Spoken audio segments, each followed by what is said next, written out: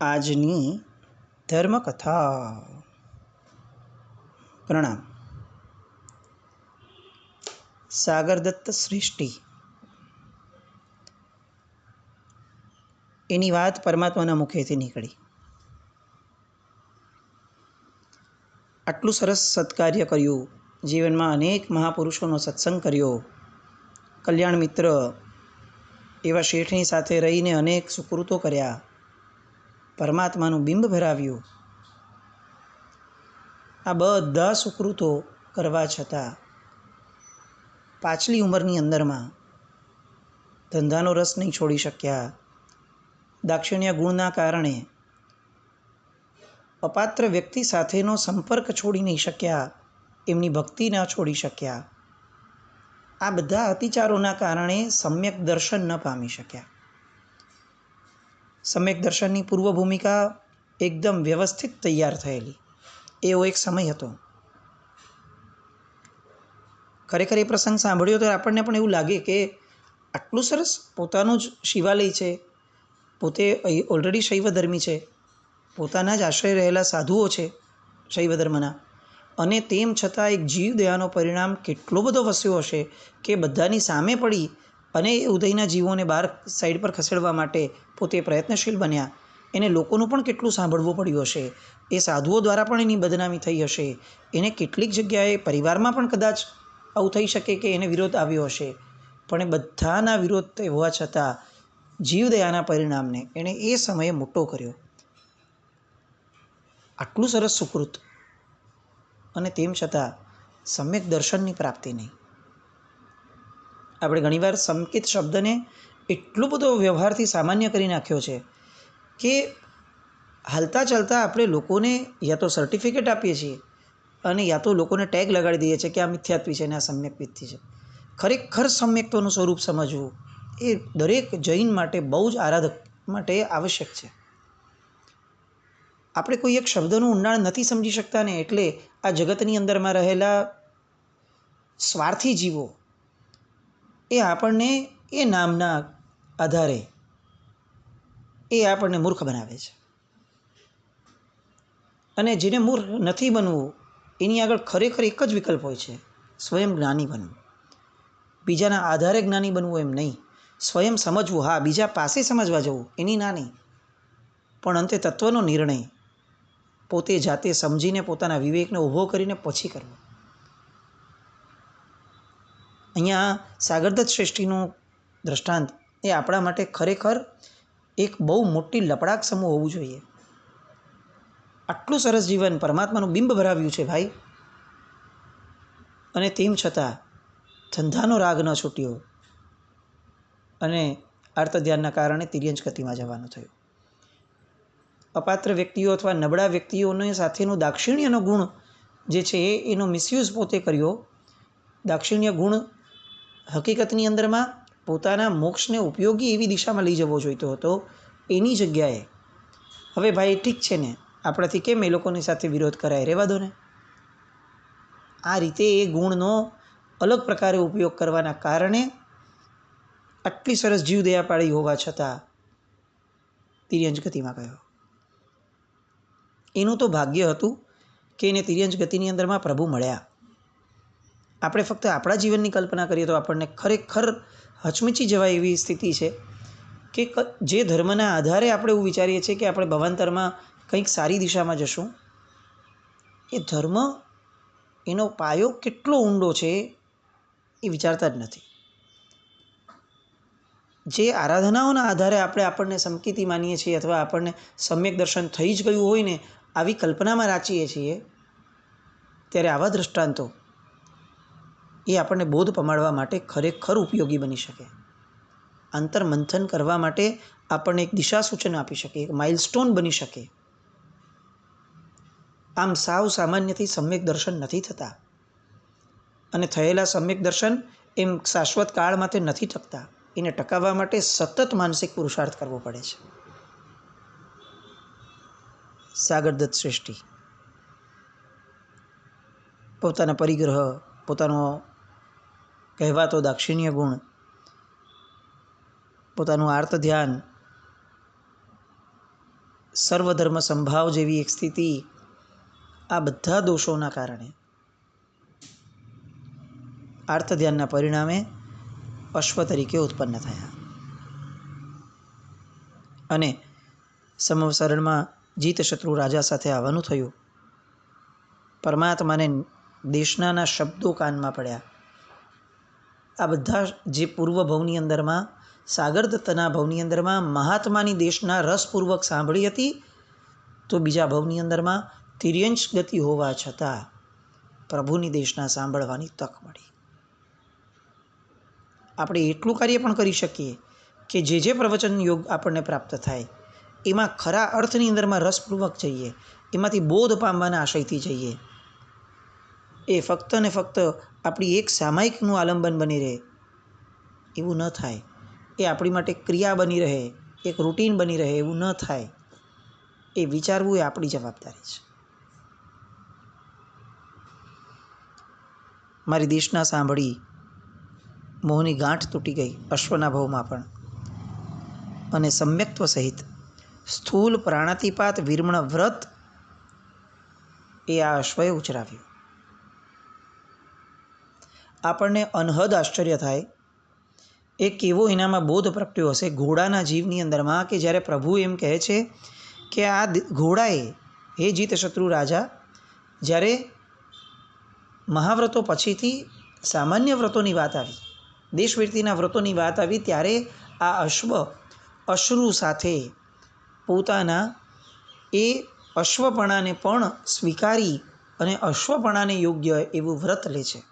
એ રડતો નથી બેસતો કે હાય હાય હવે હું તિર્યંશ થઈ ગયો, હવે મારું શું થશે. ના, બરાબર છે, અફસોસ થયો, પણ વળતી ક્ષણે આ અશ્વપણાને પણ સ્વીકાર્યું કે ચાલો અશ્વ થઈ ગયો છું, બરાબર છે, હવે શું થઈ શકે છે એ બોલો. સમાધાનકારી વૃત્તિ. અને વ્રતો સાંભળતા સાંભળતા પરિણામ અંદર પ્રગટ્યો કે આ સ્થૂલ પ્રાણાતિપાત વિરમણ વ્રત તો હું લઈ શકું એમ છું. અને જ્યારે અહીંયાથી મેં વ્રતનું ઉચ્ચારણ કરાવડાવ્યું એ સમયે આ અશ્વએ પણ પોતાના પરિણામથી આ વ્રત સ્વીકાર્યા છે. અને એનાથી પણ આગળ વધતા આ અશ્વએ સચિત્તના ત્યાગનો નિયમ પણ અંગીકાર કર્યો છે. આપણે જસ્ટ કલ્પના કરીએ, ઘોડાનો ખોરાક શું? હવે આ ઘોડો સચિત ઘાસ નહીં વાપરે તો એ વાપરશે શું? આ તો સમજો પ્રભુએ આ દેશનાની અંદરમાં આ બધી વસ્તુઓનો પ્રકાશ કર્યો, કદાચ કોઈને ખબર ન પડી હોત, ઘોડાએ તો કંઈ આવા વિચારથી લીધો નથી નિયમ કે પ્રભુ બોલી જ લેવાના છે, તો લોકોને ખબર પડી જશે તો લોકો મને બીજું બધું આપશે અચિત. લેતી વખતે ભવિષ્યનો કોઈ ભય એ આ ઘોડામાં નહીં આવ્યો હોય, નહીં જ આવ્યો હોય, કારણ કે નિર્ભય અવસ્થા એ જ સમ્યક દર્શન છે. અને સમકીતી જીવ એનામાં ક્યારેય ભવિષ્યનો વિચાર કરીને કોઈ લાચારી, દીનતા, ભય એ આવી જ ન શકે. કમાલ લાગે ઘોડાની કે જેણે સચિતના ત્યાગનો નિયમ લીધો. આ જીવન, જેનું જીવન પરાધીન છે, જે બીજાને આધીન જ જેનો ખોરાક છે, એવો ઘોડો એ પણ સચિત્ત વસ્તુના ત્યાગનો નિયમ લે છે. આના આલંબને આપણે સચિત્ત વસ્તુના ત્યાગનો નિયમ લેવો એ વાત નથી. વાત એ છે કે વ્રત લેતી વખતે કોઈ પણ પ્રકારનો ભવિષ્યનો ભય એ મનમાં ન હાલે. અને જો આ હોય ને તો શ્રદ્ધાનું ઊભું ન થાય. શ્રદ્ધાન હોય તો નિતાંત હોય. નારદજીએ સૂત્ર રચ્યું છે, એની અંદરમાં બહુ સરસ પહેલી જ ગાથામાં એમણે લખ્યું છે કે આ અમારું ક્ષેત્ર, અધ્યાત્મનું, ધર્મનું, મોક્ષનું ક્ષેત્ર એવું છે કે જ્યાં સમર્પણની 100% થાય એની રેન્જ, ત્યારે અમારા ક્ષેત્રમાં શરૂઆત થાય છે. અહીંયા એવું નથી કે થોડી થોડી શ્રદ્ધા ઊભી કરતા રહો ને ચાલો વાંધો નથી, ક્યારેક શ્રદ્ધા ઊભી થઈ ને ક્યારેક ન થઈ તો પણ વાંધો નહીં, તમે આ ક્ષેત્રમાં ગણાશો નહીં. 100% શ્રદ્ધા જ્યારે કોઈ એક શ્રદ્ધા તત્વ ઉપર થાય છે એ પછીથી તો શરૂઆત થાય છે. આવી શ્રદ્ધાન આવું એને ઊભું કર્યું. અને એ સમ્યક દર્શન એણે પોતાનું કલ્યાણ જે છે એ પામવા માટેનું એ ઉત્તમ તત્વ બોધિ બીજ એને અહીંયા પામ્યું છે. અને એના પછી પ્રભુ એક વાક્ય કહે છે કે રાજન, આ અશ્વને પ્રતિબોધવા માટે જ હું અહીં આવ્યો છું. આ વાત બહુ જ મહત્ત્વની છે. સામાન્ય દેશના ચાલતી હતી અને અશ્વ અહીંયા આવી ગયો છે એવું નથી થયું. ભૃગુ કચ્છ આવવાનું કારણ જ એ હતું કે ભાઈ આ અશ્વને પ્રતિબોધ પમાડવાનો છે. આ અશ્વનું સમ્યક દર્શન એ સ્પષ્ટપણે આવે એમ દેખાતું હતું, એટલા માટે આ દિશામાં આવવાનું થયું છે. પ્રભુ કેવળ જ્ઞાની છે. એ કોઈને એક જણને પ્રત્યે કંઈ એમને રાગ છે અને એ પમાડવા આવ્યા છે એવું નથી. તો પછી કેમ પ્રભુ આવ્યા? અશ્વના સમ્યક દર્શનની પ્રાપ્તિના તથા ભવ્યત્વએ પ્રભુને ખેંચ્યા અને પ્રભુએ આવવું પડ્યું. આપણા ભાવો દ્રઢ હોય તો જગતના શ્રેષ્ઠતમ તત્વોએ પણ આવવું પડે. આપણું કામ એ તત્વ પ્રત્યે વારંવાર વિનમણી કરવી, એ તત્વો પ્રત્યે વારંવાર લાચારી અનુભવાવી એ નથી. આપણું કામ આપણી પાત્રતાને શ્રેષ્ઠતમ બનાવવાનું છે. મારાથી આ ક્રિયા થઈને આ ક્રિયા ન થઈ એનો અફસોસ ઊભો કરવા કરતાં મારી પાત્રતાનો વિકાસ કેટલો થયો એ વિચારવું એ વધુ મહત્ત્વનું છે. પ્રભુની આ વાત દરેક વ્યક્તિને ચોંટ પહોંચાડે છે. શું આ અશ્વ, એની ઉત્તમતા, પ્રભુ જેવા પ્રભુ ખેંચાઈને આવ્યા. અને એટલે જ સાહજિક રીતે જીતશત્રુ રાજાને પ્રશ્ન થાય છે કે પ્રભુ, શું આપનો આની સાથે કોઈ પૂર્વનો ઋણાનુબંધ ખરો? આપના આત્માનો? હવે તો આપ બધા જ મોહથી પર થયા છો, એટલે હવે કોઈ સંબંધ, કોઈ ઋણાનુબંધ એના આધારે આપણું જીવન ડ્રાઈવ થાય એ તો શક્યતા જ નથી, કારણ કે મોહ જ મરી ગયો છે. ઘાતી કર્મો બધા ક્ષય પામી ગયા છે. પણ શું આપના આત્માને, આ આત્મા સાથેનો કોઈ સંબંધ ખરો કે આપને જ આવવાનું થયું? અને ત્યારે પ્રભુ એ કહે છે કે પૂર્વ ભવની અંદરમાં શ્રીવર્મ કુમારનો જ્યારે ભવ હતો એ સમયે સુદર્શન કુમાર નામનો એક જે યુવરાજ હતો, આ ઘોડો એ એનો જીવ છે. એ સમયની સભાએ તો કદાચ આ પૂર્વ ભવો નહીં સાંભળ્યા હોય. આપણે તો લગભગ છેલ્લા 52-54 દિવસથી સાંભળીએ છીએ. આપણી નજર સામે આખો ને આખો આ સુદર્શનનો ભવ આવવો જોઈએ. કઈ રીતે શ્રીવર્મ કુમારની સાથે એમની પત્નીને મેળવવા માટે એ યુદ્ધ કરવાની તત્પરતા, કેવો ઉદ્દંડ સ્વભાવ, પોતાના સગા બાપે એમને કાઢી નાખવાનો વિચાર કર્યો હતો એવો આ યુવરાજ એકવાર શ્રીવર્મ કુમાર સાથે પ્રીતિ બાંધી, એમના પ્રત્યે આવર્જિત થયો, કેવો સમર્પિત થયો. આપ જ્યાં જશો ત્યાં હું આપની સાથે આવીશ. રાજ્ય મળતું હોય તો પણ ના, મારે નથી જોઈતું, મારે આપનું સાનિધ્ય જોઈએ છે. અંતે શ્રીવર્મ કુમારના આગ્રહથી રાજ્ય લીધું. શ્રીવર્મ કુમારે એમના પિતાને સમજાવ્યું કે હવે આ બદલાઈ ગયો છે, અને પછી જીવનભર ઋણી રહ્યા. દીક્ષા થઈ હતી. આ બધી વાતોને આપણે ફરીથી રિવાઇઝ કરવા જેવી છે. આખા ભવને કે એક યોગ્યતા જે ઊભી થઈ જાય છે, એક ઉત્તમ પાત્ર સાથે જો પ્રીતિ બંધાઈ જાય તો ફક્ત એને પકડી રાખવા માત્રથી પણ જીવનું કલ્યાણ કેવું થાય છે. એ સુદર્શન કુમારે એકદમ અગાધ સાધનાઓ કરી એવી વાત નથી આવતી. એની બેસ્ટ સાધના એ હતી કે એણે પોતાને ઉત્તમ લાગતા એક જીવ સાથેનો કલ્યાણ મૈત્રીનો સંબંધ એણે ઉત્તમ રીતે પકડીને રાખ્યો. એનું સમર્પણ એને ક્યાંય હલવા ન દીધું. અને અહીંયા લોકો આશ્ચર્ય પામે છે. પ્રભુ વિરમતા પહેલાં પ્રભુ ફરીથી કહે છે કે આ જ એ સ્થળ છે કે જ્યાં ભવિષ્યની અંદરમાં સુદર્શના દેવીના સાનિધ્યવાળો સમડી વિહાર નામનો ભવ્ય જીન પ્રસાદ પણ પ્રતિષ્ઠિત થશે. આજે પણ આ સમડી વિહારનો જીન પ્રસાદ ભરૂચની અંદરમાં આ જ સ્થાને ઊભો છે. જ્યારે જ્યારે ભરૂચ જવાનું થાય ત્યારે આ મુનિસુરત સ્વામી ભગવાન એ યાદ આવવા જોઈએ. કેટલાક મહાત્માઓના મુખે આવું સાંભળ્યું છે કે ત્યાંના દેવ એટલા બધા જાગતા છે કે કોઈ પણ જીવનમાં ભયંકર પાપ કર્યું હોય, ભયંકર એટલે અતિ ભયંકર હીન કક્ષાનું કહી શકાય એવું કોઈ પણ પાપ થયું હોય, અને જો જીવ ભરૂચમાં જઈ અને અઠ્ઠમ કરે અને આ પોતાની પાપના પ્રાયશ્ચિતના ભાવપૂર્વકના 3 દિવસ ત્યાં વિતાવે, અને આ પ્રાયશ્ચિત એ જો પોતે મનમાં અથવા પત્રની અંદરમાં લખીને રાખે, તો ત્યાંના ક્ષેત્રદેવ, ત્યાંના અધિષ્ઠાયક દેવ એટલા બધા જાગ્રત છે કે વર્ષોની, સદીઓને, હજારો વર્ષોથી આ પરંપરા ચાલે છે કે ત્યાં જઈને લીધેલું આલોચનાનું પાપ એ ત્યાંના અધિષ્ઠાયક એનું પ્રાયશ્ચિત આપે છે અને એ પાપ ફેડાઈ જાય છે. જીવનમાં કરેલા મોટામાં મોટા પાપના પ્રાયશ્ચિત કરવા માટે ભરૂચ એ આપણે ત્યાં બહુ જ મોટું સ્થાન કહેવામાં આવે છે. આ મુનીશ્વર સ્વામી ભગવાનના અધિષ્ઠાયકો આજે પણ એટલા જાગ્રત, જ્યાં પરમાત્માએ દેશના લઈને આ આખું વિધાન કહ્યું છે, એ જ ક્ષેત્ર, એ જ જગ્યા અને એ સંભળી વિહાર કે જે પ્રભુએ પ્રરૂપ્યું હતું કે અહીંયા ભવિષ્યમાં સંભળી વિહાર થવાનું છે, એ જ સંભળી વિહારના અધિષ્ઠાયકો એ આજે પણ એટલા જ જાગ્રત છે કે દરેક વ્યક્તિના પાપના પ્રાયશ્ચિતની અંદરમાં જો એ ખરેખર અંતઃકરણથી બેઠો છે, તો એને કંઈક ને કંઈક સંકેત આપી અને એના પાપના પ્રાયશ્ચિતોમાં એને આગળ વધારે છે. અને એટલે આપણે ત્યાં પ્રાયશ્ચિત કરવા માટે ક્યાં જવું, તો ભરૂચની વાત છે. આ બધી વાતો અલગ અલગ રીતે અલગ અલગ મહાત્માઓ દ્વારા આલેખાયેલી અને બોલાયેલી હોય. દરેકના પ્રમાણ ન હોય, કદાચ એવું બની શકે, અને પ્રમાણ હોય તો એવું પણ બની શકે કે અલગ અલગ વ્યક્તિઓએ અલગ અલગ પ્રમાણ આપ્યા હોય.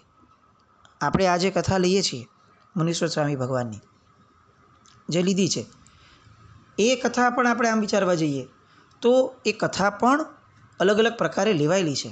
આ જ કથા છે એવું પણ નથી.